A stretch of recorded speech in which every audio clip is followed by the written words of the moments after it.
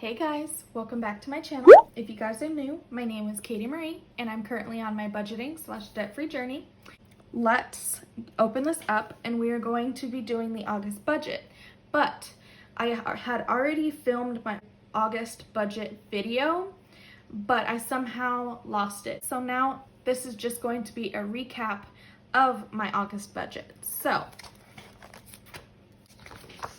this is what my August budget looks like.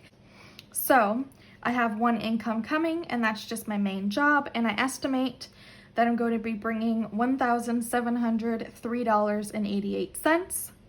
I wrote down my expenses, which is Apple storage for $2.99, care credit for $46 as a minimum payment, Discover for $102 as a minimum payment, my phone bill, I'm estimating or guessing that it's going to be $112.49, as well as Xfinity. I'm going to estimate or budget $115.37. So in total, my bills for the month of August total $378.85.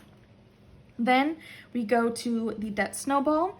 I'm going to estimate or budget $100 going towards my debt, $300 for groceries, $300 for rent, $200 for spending, and $0 for unbudgeted, and that totals $900. Then we go to the fixed, aka my sinking funds. I'm going to put $16 in total to AAA, $10 for beauty, Costco will get $8, Christmas will get $80, medical will get $10, taxes will get $6, toiletries would get $10, and that is a total of $140. Then we go to potential savings, and that's going to be $80. I do apologize that you guys weren't able to watch me set this up. It was so much fun. I feel like this is probably the best looking spread that I have done. I really like how it came out, and I am sorry that you guys weren't able to watch the process, but there will be more videos. So that is it for my August budget.